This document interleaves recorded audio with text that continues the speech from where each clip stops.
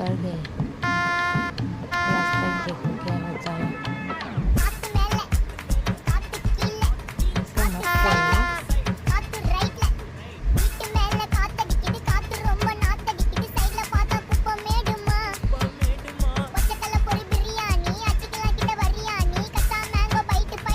इसका मस्त है